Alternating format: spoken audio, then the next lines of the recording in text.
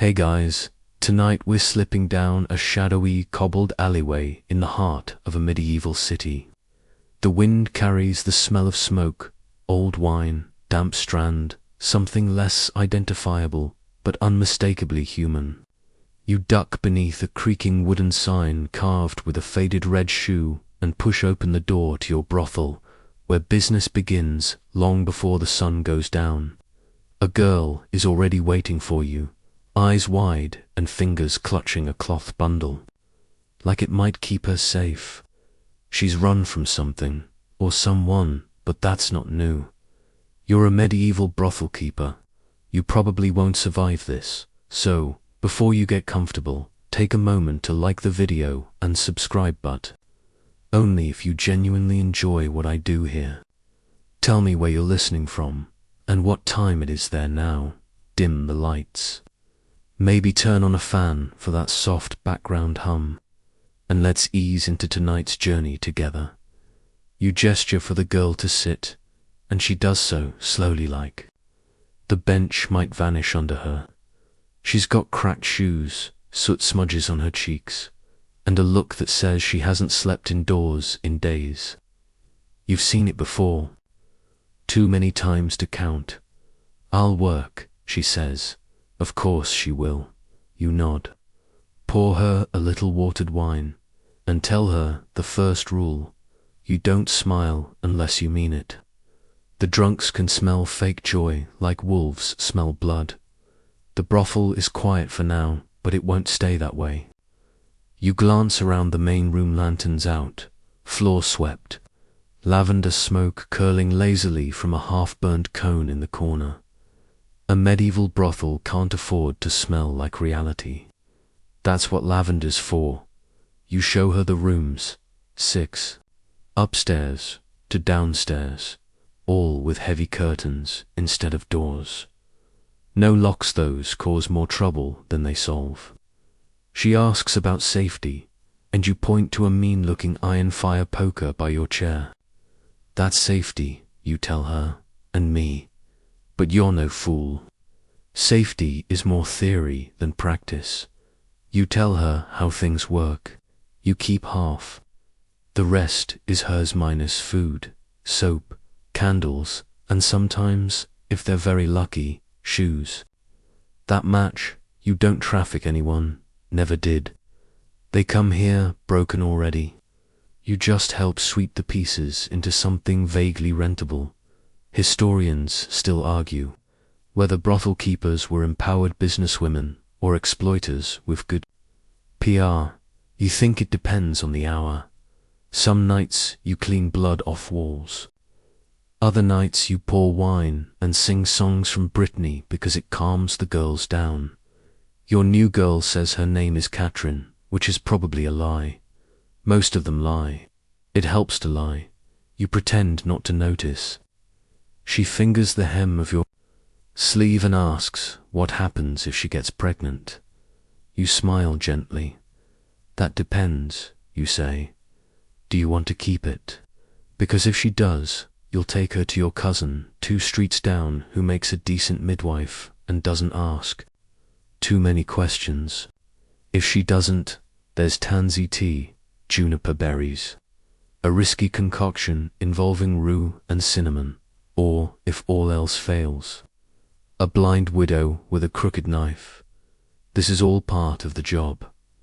You show her the ledger well, what passes for one. You don't write down names, just initials, payment marks, and a system of tally scratches you made up when you were 16 and never bothered to explain. Not even to yourself. Outside, the city stirs. Church bells groan out the hour. In the far distance, a fishmonger shouts a prayer and a price in the same breath. You tell her to get some sleep. She asks where, and you point to the empty pallet. Behind the oven for now. You'll figure out a better bed once you know she's not a thief or a banshee. The last girl was both dot, as the fire crackles low and your feet begin to relax. You think about the list of things you still need to do. Replace the cracked jug in room 3. Repack the feather mattress the baker's son burst last week. Find more lamp oil. Chase down that boy who keeps stealing the mint leaves off your windowsill. And maybe, just maybe, find a second fire poker, just in case. There's no guild for brothel keepers, no pension plan. You wake up each morning knowing that your best girl could get taken by fever, your worst customer could turn up with a dagger, and your favorite rug might get ruined by wine, rainwater, or something worse. But it's a living sort of end as you sit there sipping thin ale and watching Katrine finally drift off to sleep beside the oven. You think, just for a moment, that maybe things won't fall apart today.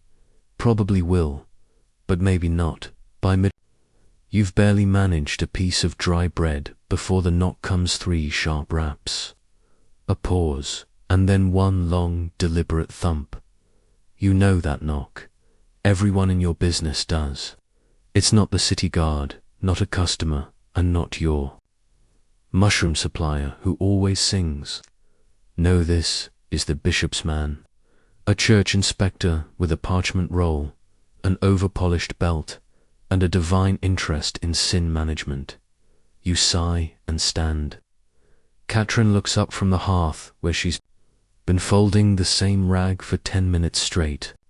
She's still not used to the smell of boiled lavender and old sweat that clings to the walls. Go upstairs, you whisper. Tell the others, quiet feet. She nods and slips away like she's done it before. You straighten your apron, tuck your ledger behind the curtain rod, and grab the one prop that makes you seem respectable. Your grandmother's pie tin. Empty, of course. But it makes you look, ... domestic, wholesome, slightly confused. You creak open the door and paste on a smile. The man standing outside is as angular as ever, with a bald head, ink-stained fingers, and a crucifix so large you could use it to paddle a boat. He doesn't say hello. He never does. We've had complaints, he intones. You blink at him innocently and shift the pie tin into view. About my baking, he doesn't smile. You didn't expect him to. You wave him inside with exaggerated slowness, dragging your feet just enough to make him think you're hiding nothing when in reality, you're hiding everything. He steps in, nostrils flaring at the scent of rosewater and mildew. You can almost hear him tallying sins in his mind.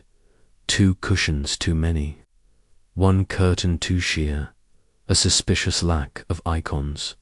He begins his inspection. This isn't the first time. You know the game. You follow him as he pokes into each room. You make small talk about the weather, about the rising price of flour, about the bishop's fondness for trout stew. He pauses outside room 5. The bed looks too clean, too untouched. A mistake. You haven't had guests lately. Oh, we had a party last week, you say brightly. But it was for my niece. She's just turned 13. You widen your eyes. We played charades. He doesn't blink. You offer him a stool, then pretend to trip over a broom, which lets you push the curtain slightly farther shut. Behind it, someone exhales a breath too loud. You cough to cover it. The inspector just watches. There's a long moment of quiet. Then he unrolls his parchment. The usual complaints from neighbors about noise. Complaints from the guild about unlicensed sales of wine. Complaints from concerned citizens who seem to live inside the church walls. He reads them in a flat tone, pausing only to glare. You nod solemnly at each one. Then you offer him a slice of imaginary pie. He declines. Again, look, you murmur, voice lower now. We both know how this works. He says nothing. You walk to your cupboard, open the back panel, and pull out a small linen pouch, modest but heavy with coin. Not enough to raise suspicion, just enough to solve problems. He takes it without comment, slides it into his robes, and sighs as if you've wounded him spiritually. But he doesn't leave. Instead, he scans the room again. You know the bishop wants these places shut down, he says at last. You nod. And yet, here we are. New laws are coming. New laws always come.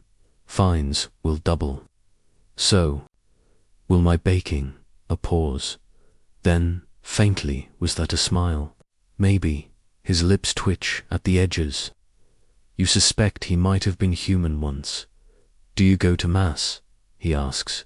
You bat your lashes when I'm not making pies. He grunts, rolls the parchment back up, and steps toward the door. You escort him out, one hand on his elbow, like he's an old friend leaving after tea. Outside, the bells begin to ring again. Prime hour. Your customers will be waking soon. He hesitates at the threshold. Keep it quiet. No singing past Compline. You nod. No singing, only charades. He doesn't laugh. But he doesn't report you either. You close the door, lean your head against it, and exhale. Is he gone? Comes a voice from upstairs. For now, you gather the girls, check the rooms, and retrieve your ledger. Everything is intact. Historians still argue whether church officials truly wanted to shut brothels down, nor just wanted control over them. You think it was both. Morality is easier to preach when you know exactly where the sinners are, and how much they're willing to pay to stay off the list. You hand Catherine a damp cloth and show her how to scrub the shutters slowly. Always in circles. A clean shutter says, we're just a boarding house. A dirty one says, someone forgot to bribe the right person. As you supervise the cleaning, you can't help but hum an old drinking song, soft and slow, under your breath. You glance at the pie tin, still sitting on the stool. Might actually bake something in it one day. Inventory day arrives like a bad smell, inevitable, unpleasant, and somehow always worse than last time. You wake before the bells, already thinking about broken candle holders, crumbling soap bars, and that one linen sheet that mysteriously disappears. Every week. It's not glamorous work. It's barely even work. It's ritual. A strange little ceremony to convince yourself that things are under control. That you're running a business and not just surviving inside one. You pull out the chalkboard. You keep under the stairs, more smudge than writing now, and begin listing things. Oil, rags, ribbons, mint, powder, vinegar, honey, combs, thread, pins, and always lavender. You call for Katrine to help. She arrives still half asleep, hair frizzed into a cloud of protest. We're doing inventory, you say. She blinks. What's inventory? You pause. A form of very boring magic. She doesn't laugh, not yet. She will, eventually. The downstairs storeroom smells like herbs and mouse droppings. You light a lantern, its wick sputtering, and begin the count. 2 bottles of rose oil, 1 empty. 3 beeswax candles melted sideways. 5 ribbons that used to be red, now more of a vague pink. 1 lace corset that's never fit anyone, but you keep it anyway because it looks expensive when hung just right. There's a pile of linens on the floor. You lift one, inspect the edge, and sigh. Rat bites again.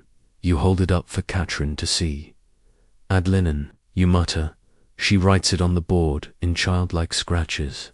You say nothing.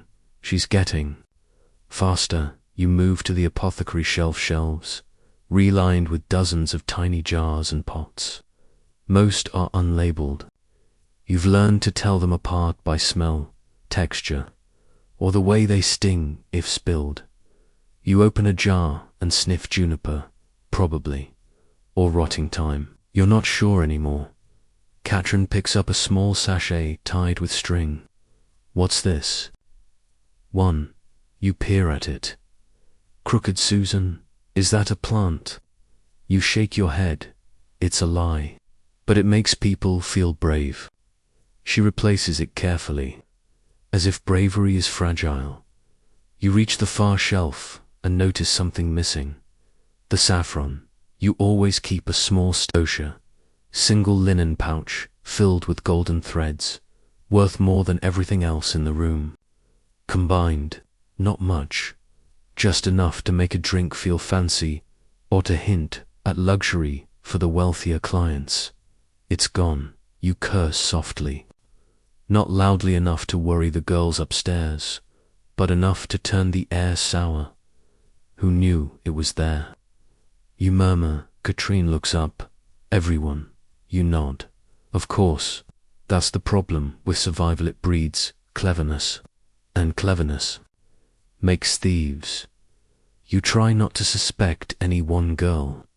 You've learned that most of them take because they need. Not out of malice, just out of mathematics. Food plus rent plus shame equals theft. Still, it stings. You scratch a fresh line on the board beside saffron and underline it twice. You move on. There's one box in the back corner. You only open on inventory days. You call it the curiosity box. Inside are items people have left behind. A silver ring carved with a snake, a shoe with a false sole, a letter sealed in black wax, a broken wooden rosary, a pair of gloves with fingertips cut off, and your personal favorite fork, just a fork. From France, you think? Very pointy dot. You hold it up. Catrin stares. What's that for? You smile. Absolutely no idea. Historians still argue whether medieval brothels doubled as information hubs, smuggling dens, or passive espionage centers. You think they did all of that and more. If secrets had a scent, your storeroom would reek. You set the fork down and check your oil supplies. To jugs, one full, one half full. Good enough. Last time you ran out, you tried using goose fat as a lamp filler. That was a mistake.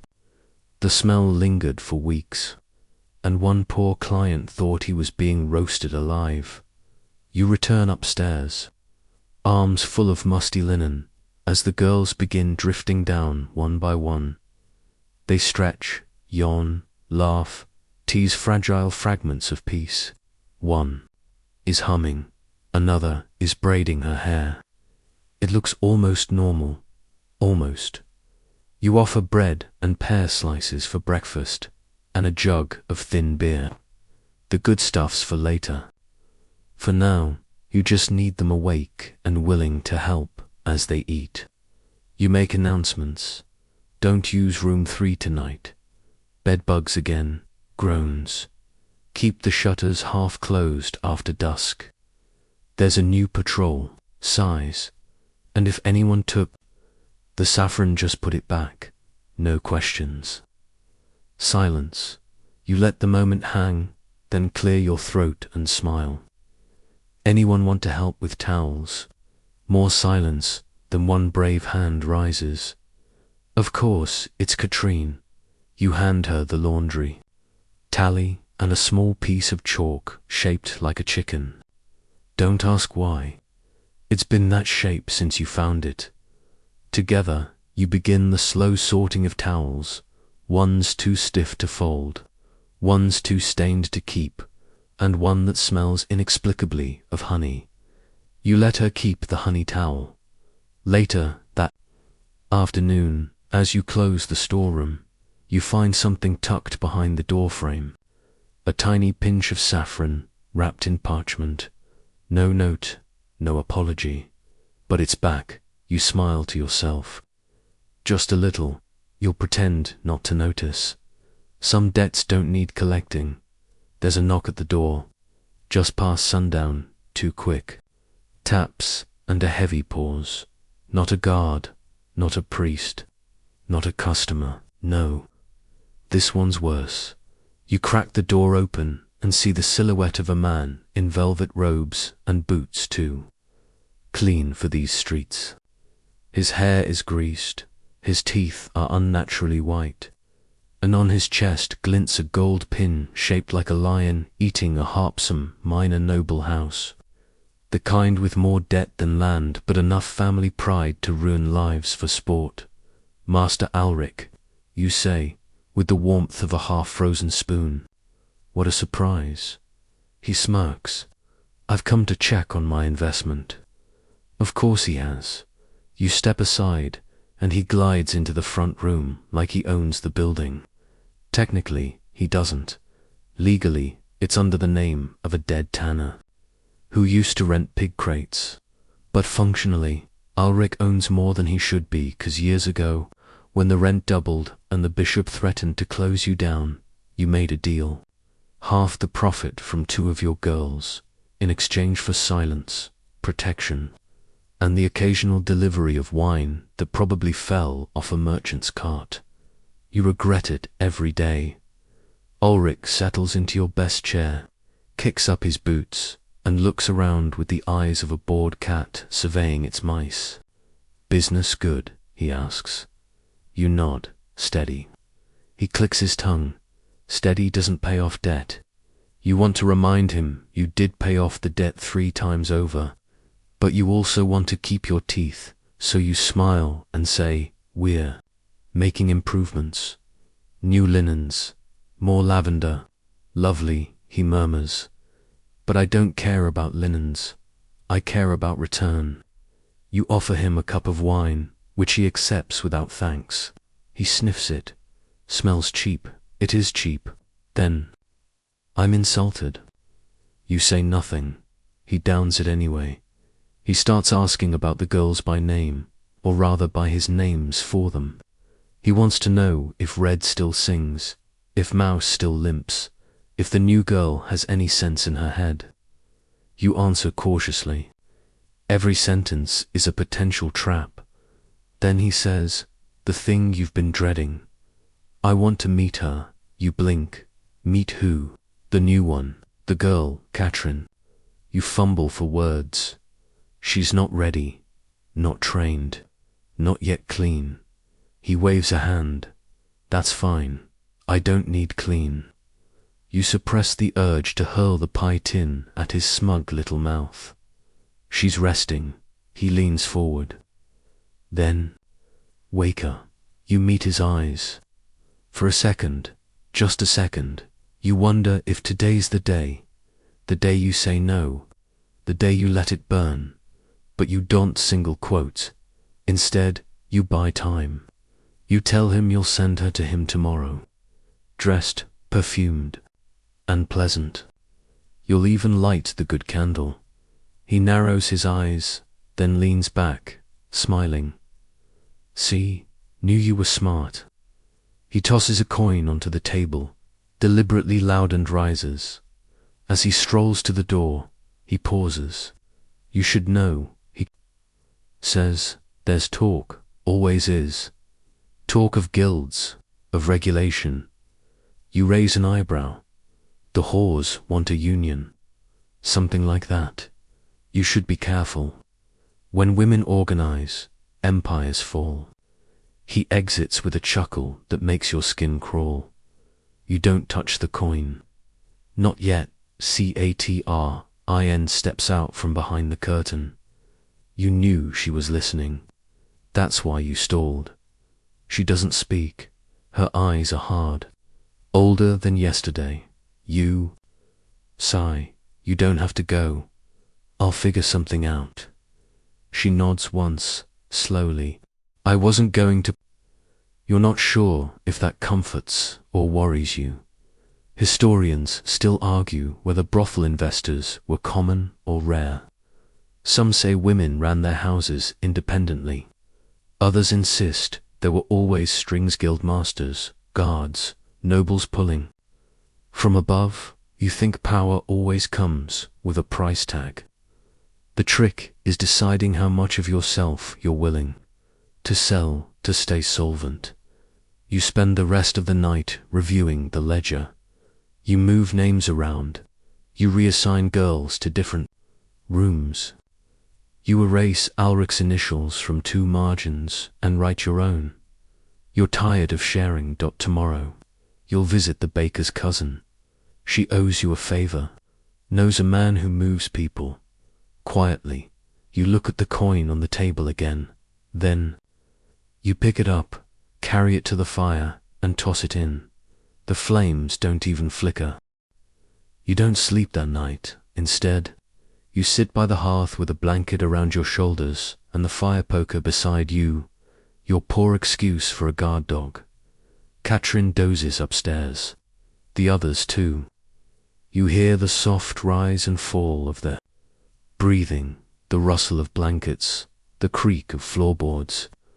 This is the quiet hour, the one part of your day that feels like it actually belongs to you. You're thinking about Alric, of course, but not just him. You're thinking about all the men like him, the ones who come with coin and leave with secrets, who want the illusion of control, even if they're the ones begging under their breath 5 minutes in. You poke the fire and sip a little ale. Warm, flat, vaguely bitter. It helps morning arrives, wrapped in fog, and with it comes an unexpected visitor. You're not used to messengers. They rarely come unless someone has died, married above their station, or developed a rash they'd rather not explain to the priest. This one is young maybe, 15, with a broken sandal and a scroll, tied in bright blue ribbon. He doesn't meet your eye, just hands you the scroll and bolts down the alley before you can ask who sent him. You untie it, unfold it, and stare. It's a letter, written in the long, looping script of someone educated but tired. A woman. You can tell by the flourishes on the GS sister. I am told your house still stands, that it's clean, quiet, kind. I remember when I could say the same of mine. The letter goes on. She's another madam, in another city, one of the ports, probably. She describes rising taxes, vanishing girls, and a new set of city ordinances, designed to crush anyone who can't afford to pay for silence. She asks for advice. Advice, you laughed us once. Soft and small. It catches you off guard. You don't get asked for advice. You get asked for soap, for bandages, for bail. But this is different. You take the letter upstairs to your room and reread it 3 more times. Then, for the first time in years, you pick up your quill. Your writing is rusty. The ink blotches. The lines tilt left. But you keep going. Sister, still standing. Somehow the girls are loud. The nights are long. The lavender is almost gone.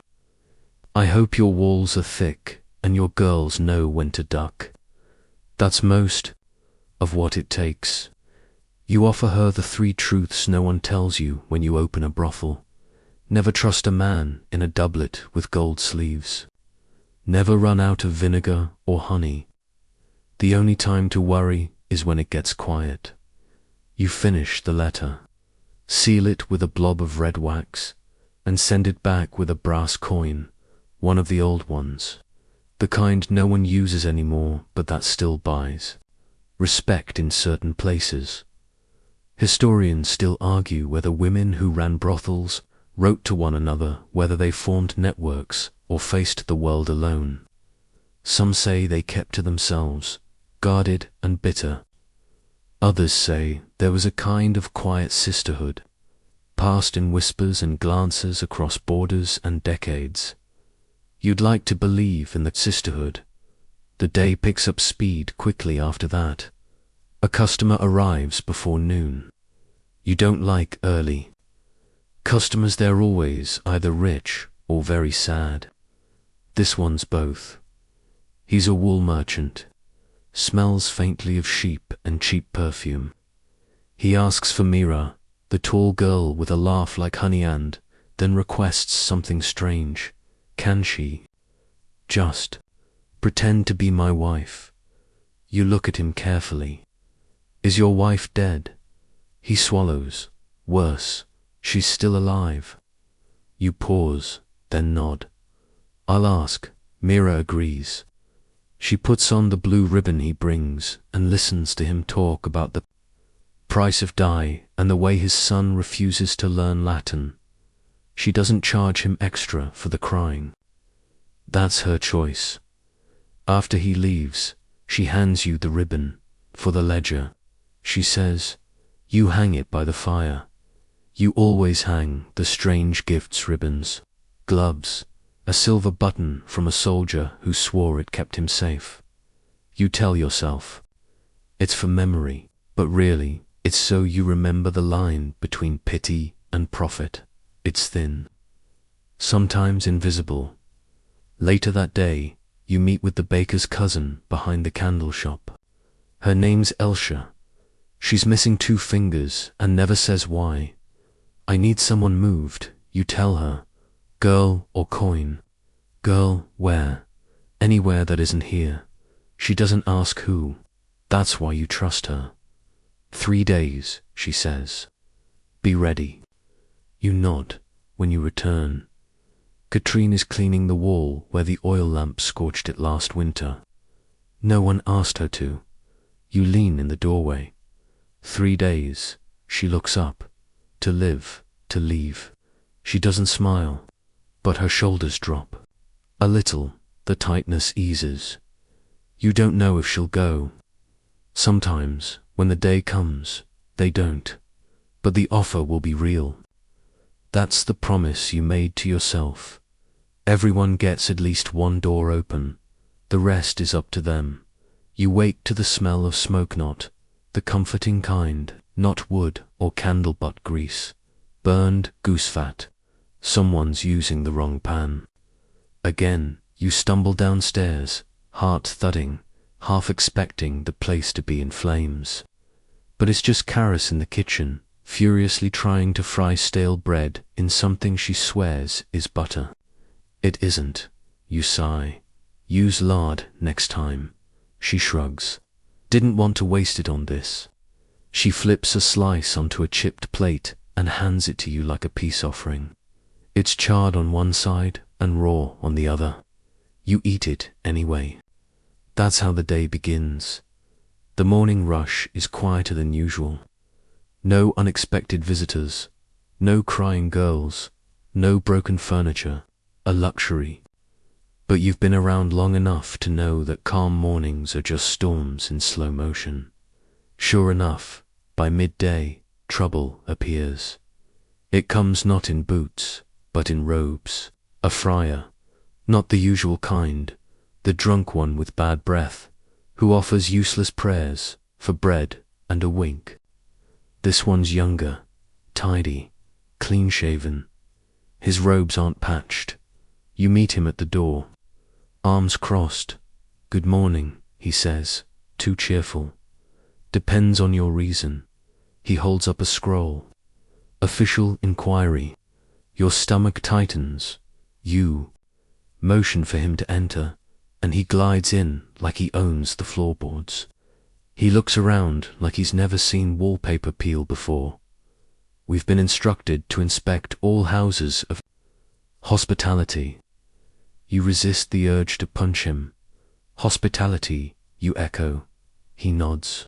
"For moral wellness, cleanliness, compliance with recent edicts." Those. Last month, the bishop passed a new law: brothels must submit to quarterly inspections. By clergy, for decency, for safety, for the illusion of control. You offer him a chair. He doesn't sit, just hovers like a well-fed vulture. You ask if he'd like water. He declines. You offer ale. He declines again. You offer him nothing after that. He starts with questions. How many women live here? Do they have individual rooms? Do you provide Soap is their prayer aloud. You answer flatly, yes, yes, yes. Whenever they like, he writes things down in a little book. His quill squeaks. Then he asks, do you know their names? You blink. Of course I know their names. He frowns. Their real names. You hesitate, and there it is. Because no, not all of them. Some came here already, renamed Meadow, Flame, Lily, Cat. They shed their pasts like old petticoats and never looked back. You never asked, and they never offered. So you lie, yes. He doesn't press. Instead, he begins walking through the rooms, peeking into corners, lifting curtains like he expects to find sin growing like mold. He pauses in room 5, where the walls are lined with drying herbs. What's all this? Lavender, pennyroyal, feverfew. He sniffs. For what? Headaches and men. He doesn't laugh, but you do. Historians still argue whether medieval brothels acted as informal clinics, suffering herbs, bandages, sometimes even rudimentary contraception. Some records suggest they were safer than homes for poor women, more organized than most inns. You don't think of yourself as a healer, but you've spoon-fed onion broth to girls who couldn't stand, and you've cleaned more wounds than you can count. Half your herbs come from a nun with secrets and a garden. The friar continues his inspection. In the hallway, he spots the ribbon on the wall, the one from the wool merchant. He stares at it too long. What is this? A gift? From whom? You. Shrug. Someone whose name I've forgotten. That's the point. He writes that down. By the time he finishes, the sun has shifted westward, and the girls are beginning to stir. You hear Myra laughing upstairs. Someone's dropped a bowl. The friar closes his book. You'll receive notice of judgment in 6 days. Judgment, you repeat, dry as dust. He doesn't smile. You may be fined, or closed, or he pauses, recommended for restructuring. You want to ask if that means burning, but decide not to tempt fate. As he leaves, he turns to say, you seem capable. You don't reply. You watch him walk out into the street, robes pristine even as he steps through a puddle. You close the door and lock it. The rest of the day is maintenance. Floorboards need hammering. Lamps need refilling. A girl needs stitching after catching her gown on a splintered chair leg. You do it all, silently. That night, Katrin brings you a bowl of broth. You didn't eat, she says. You take it, though you're not hungry. She asks about the man in robes. Just a vulture in training. You say. She laughs softly. Then she says, why do they hate us? You blink. You want to say they don't, that it's all misunderstanding, or fear, or misplaced morality. But that's not true.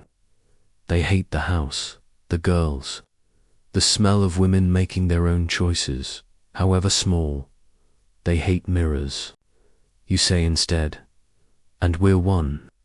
You both sit for a while, listening to the sounds of the house settling boards creaking, water dripping. Someone singing faintly in another room. Eventually, she rises. 3 days, she says. You nod. 3 days. You hope they pass quietly, but you doubt they will. Morning comes with a rattle at the back gate. Not a knock, not a voice, just a slow, deliberate rattle. You peer through the slit in the shutters and see a figure you recognize barefoot, wearing 3 cloaks despite the summer air, and holding a sack that squelches. Old Mattia. She's not one of yours, not anyone's, just an ancient, possibly immortal, herbalist who lives in a cart under the bridge and claims to have seen the comet of 1264, twice. You never ask how, you open the gate. She pushes past you without a word and drops her sack on your table. Something inside clinks. Something else puffs out a cloud of minty dust. Mattia smells like bog water and wisdom. She finally speaks. You've got too many spirits. You blink. I've got too many girls. Same difference, she mutters, and begins unloading the sack. Jars, dozens of them. Amber liquid, green powder, twisted roots. One labeled rat's patience. Another night widow. These'll help your girls sleep, she says. This one's for bruises. This one's for nightmares. You gesture to night widow, and this one. She leans in. 4 men who don't know how to leave. You decide to store that one in the locked cupboard. Matya doesn't stay long. Never does. But before she leaves, she whispers, "You've got rot in the walls." You frown. You mean mold. She shakes her head slowly. The other kind, and then she's gone, vanishing into the alley like a ghost who remembers rent. You stare at the jars. You don't know half of what they do, but you know they'll come in handy. They always do. Mattia has never asked for coin. She just shows up when something's about to break. By mid-morning, you've tucked away the herbs, restocked the bandage basket, and sorted the week's laundry smell somewhere between lavender and sin. You're scrubbing a stubborn stain out of a chemise when Myra storms in. Flames gone, you freeze.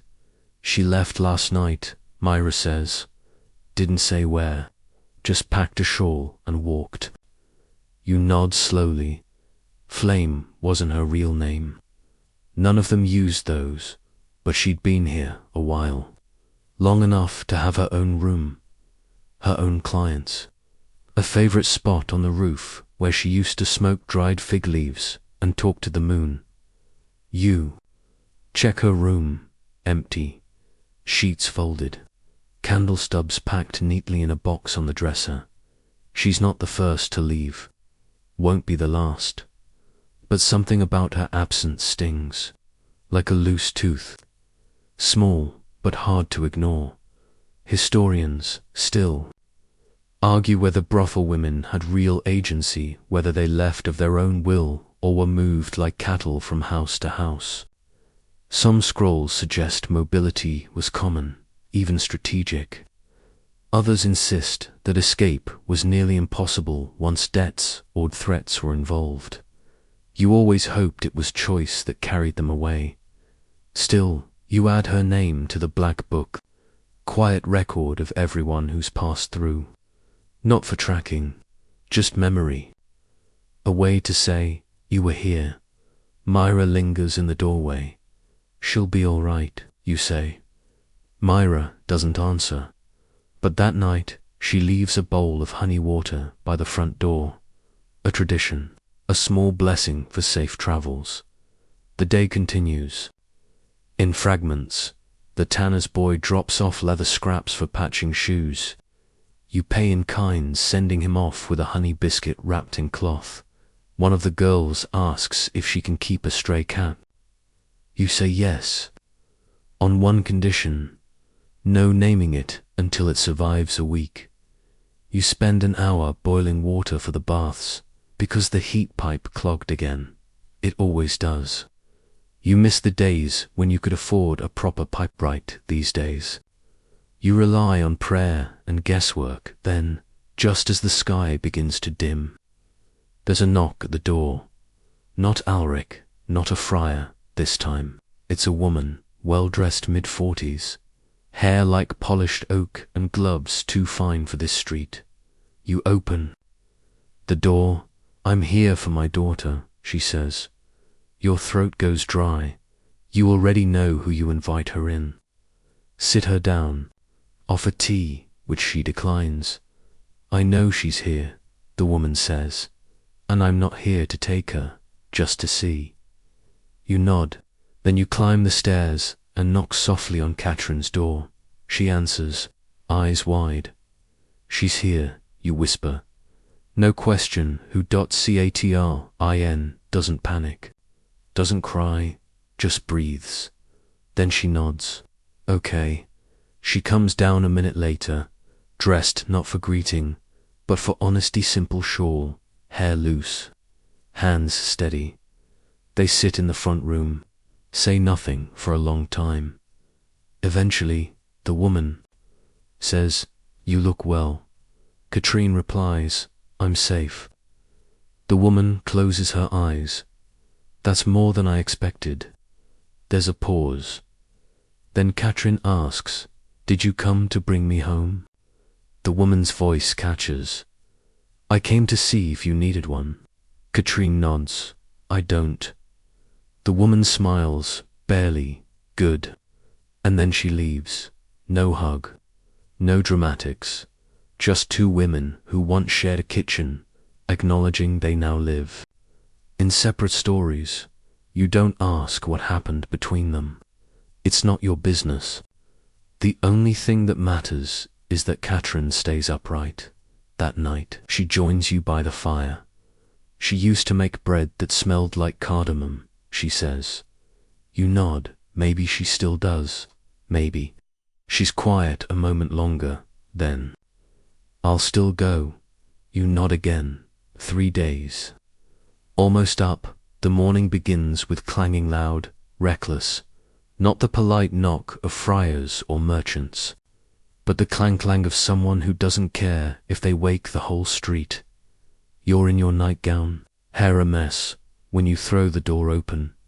There he stands, tall, soaked in sweat, wearing a patched hauberk and a stupid grin.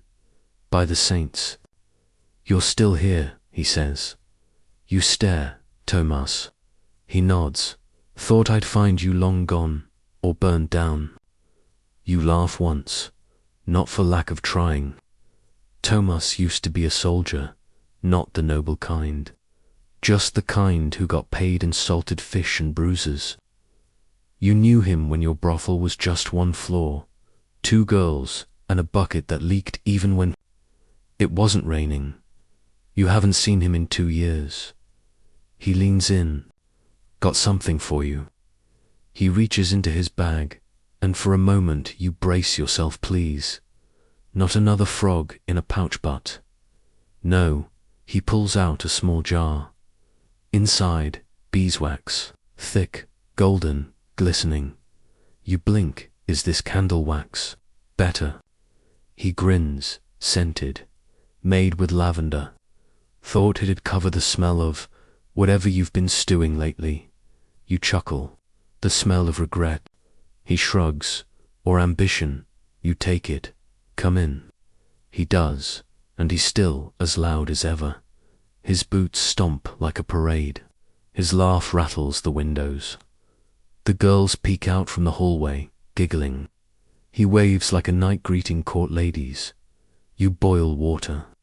He accepts tea. You sit at the same table where Matcha left her mystery herbs and listen as he tells stories, how he lost a toe in a bet, how he once guarded a barge full of rotten leeks for 4 days, how he almost married a barmaid in Ghent but ran when he'd learned she could throw knives better than he could. It's comfortable, familiar, but you don't let your guard down. Thomas has never been cruel, but he belongs to the world outside, one of movement, mud, and men who vanish without explanation. You don't need another ghost to sweep through. Still, you let him stay the night in the guest room with the door locked. You trust him, but you're also not stupid. In the morning, he helps you patch the fence. He swings the hammer wrong, splinters the wood, and grins like a child.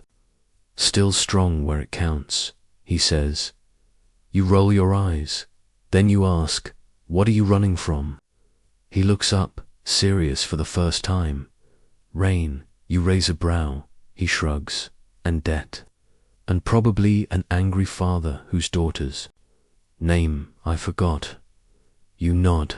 That sounds more like it. You let him stay one more day. But that night, you hear him talking to Myra in the kitchen, his voice low, hers laughing. You don't interfere.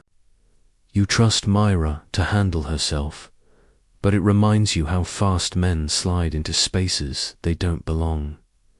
Historians still argue how often brothels served as true homes, not just workplaces, but places of refuge, kinship, even messy affection.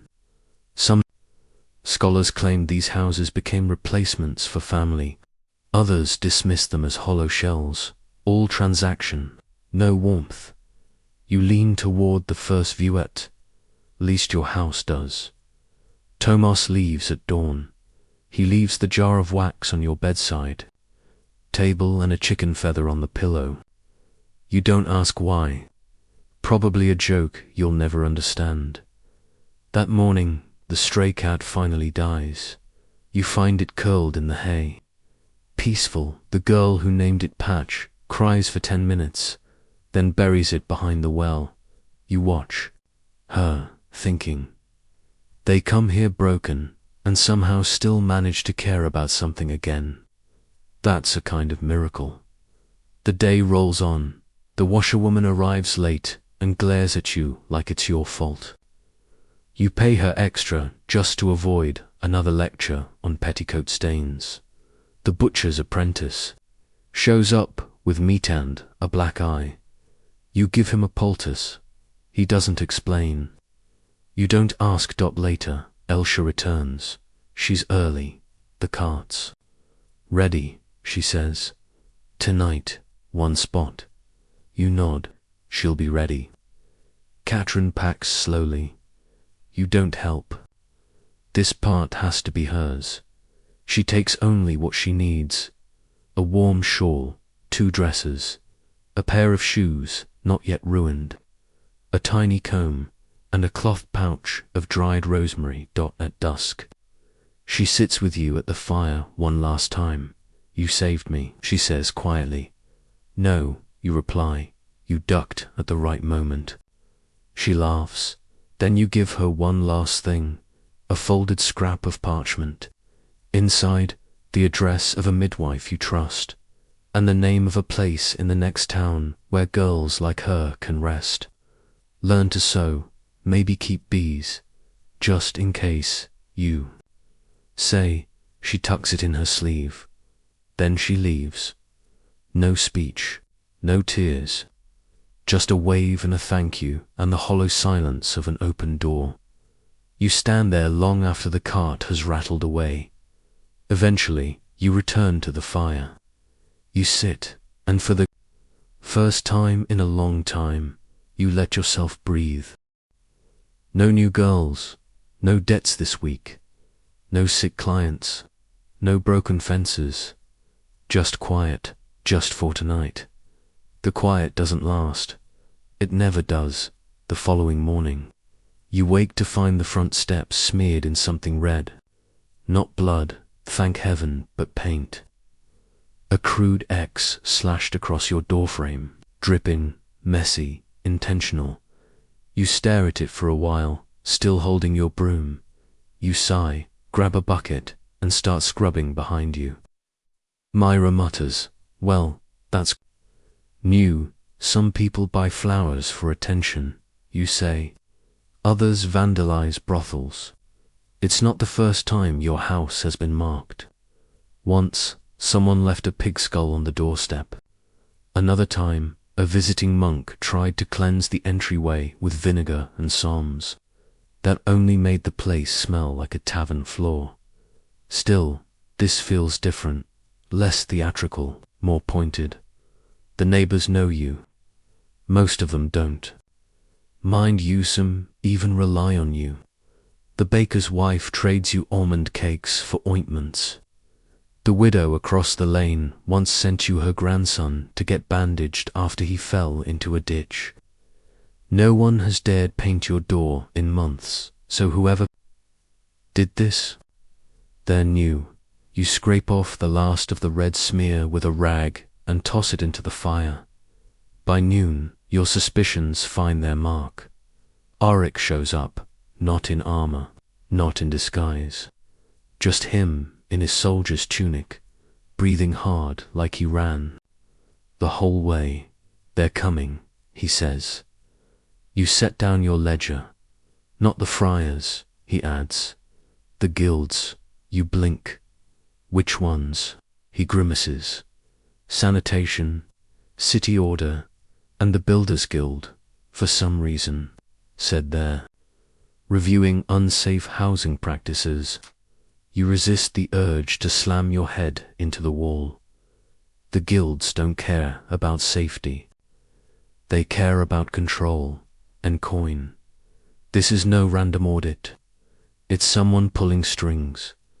You think of the friar with the 2 clean robes, the painted door, the silence around Flame's departure. Someone wants your house gone. Historians still debate the relationship between medieval guilds and local brothels. Some argue that guilds protected licensed houses to regulate health and social order. Others claim guilds often tried to shut them down entirely, especially when rival interests like noble patrons were involved. You, however, have no time for debates. You have 3 hours before the guildmen arrive, and a very leaky roof. You rally the girls. Hide the things that look illegal, you say. Myra raises an eyebrow. You mean everything? Exactly. You assign tasks. Someone sweeps the entryway. Someone else relights the lamps with the good oil. You pull the heavy curtains to hide the paint stain that never came out. And then you climb the stairs too. Patch the roof again, praying the hammer doesn't fly out of your hand this time. When the knock comes, it's oddly polite. 3 men, one in a builder's sash, one in the stiff robe of the sanitation guild, and one with a ledger bigger than his head. You offer them tea. Only the builder accepts. You guide them through the house. You show them the kitchen, freshly scrubbed, the bathing room where you've hidden the herbs that could be misinterpreted, the bedrooms, none of which currently contain anyone in a state of undress braise be 2 early naps. They take notes, they nod, they sniff the air like trained rats. At one point, the sanitation man pokes under a bed and frowns. What's this? You peer over his shoulder. It's a sock. He doesn't laugh. You try again. A very dangerous sock. Possibly rebellious. Still nothing. The builder asks questions about the ceiling beams. You point to where Tomas patched the roof.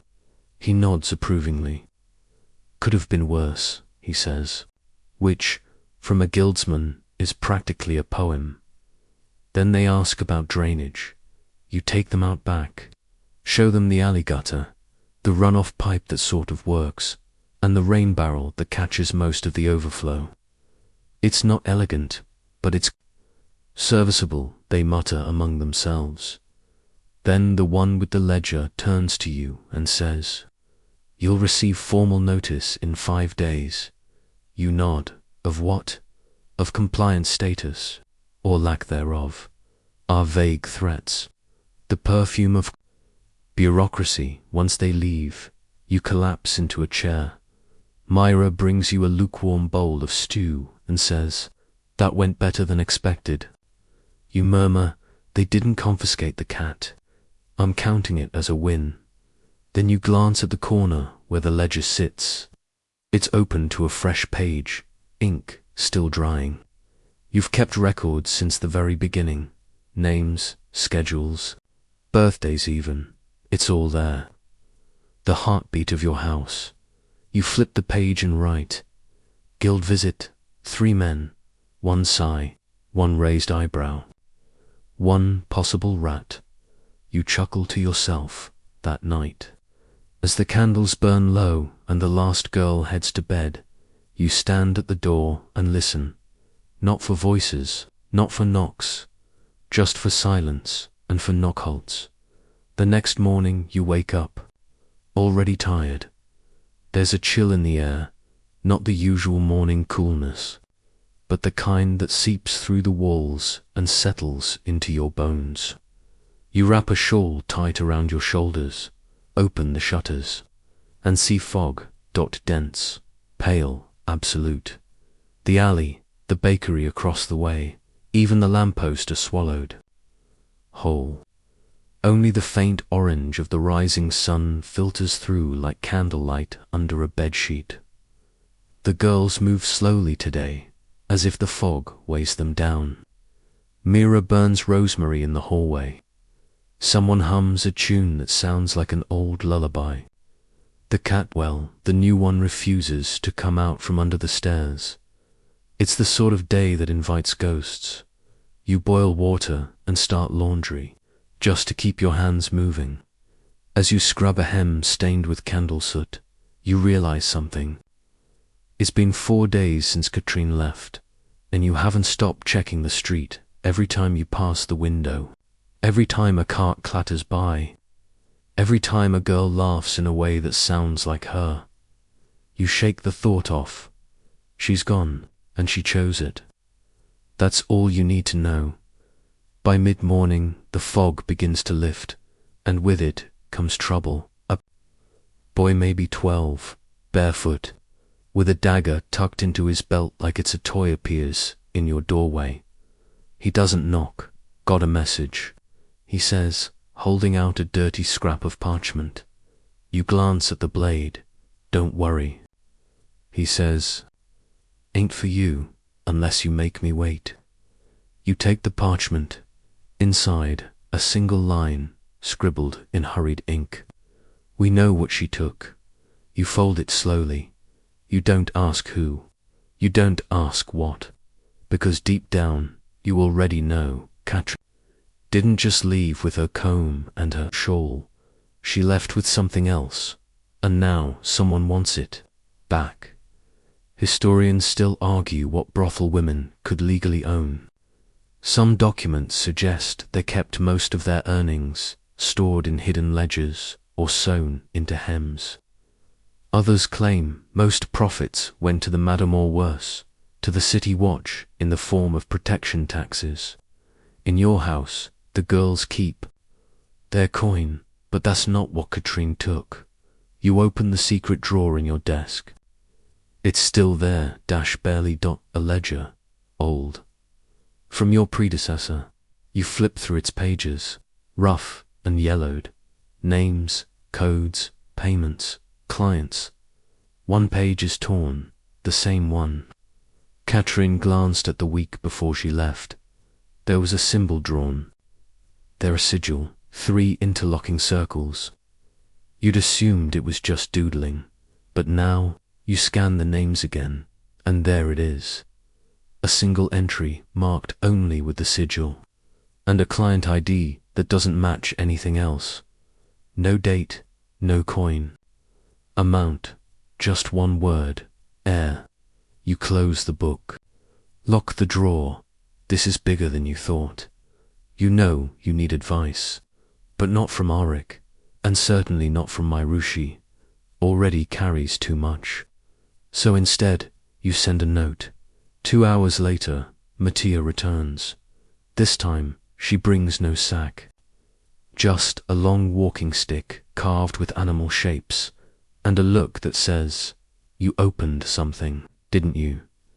She doesn't sit, just sniffs the air like a hound and says, you burned the page, right? You shake your head. Idiot, she mutters. I didn't know, you reply. She takes the ledger, flips through it, and sighs. I told her not to go back there. Told her twice. You knew, you asked.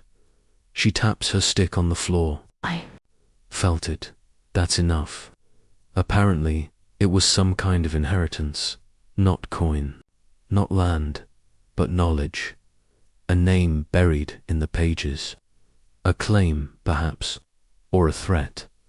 You suddenly remember Katrine asking about old noble families, about rumors of royal bastards passed through the city's brothels like whispers. You feel the room tilt. She went to make a claim. You say aloud. Mattia nods. or to trade it for safety. Either way, someone noticed. Maty. A hands you back the book. Burn it, she says again. You don't, not yet. Instead, you go to the cellar, unlock the old iron chest, and tuck it deep inside. If they want it, they'll have to dig. The rest of the day passes uneventfully, as if nothing happened. Myra rehangs the lanterns. The cat chases a beetle. Someone bakes oatcakes and leaves one by your door with a note that says, "For your face. You looked like thunder." You eat it anyway. That night, the girls dance. Not for clients, just for each other. Myra pulls a lute from the attic. Someone finds an old tambourine. They twirl around the common room with wild skirts and bare feet and laughing eyes. You watch from the stairs, arms folded, thinking, this is why we keep going. Not for coin, not for power, but for moments like this, where no one's a servant, or a secret, or a scandal. Just women who chose to be here, and who, for one night, remember what joy feels like.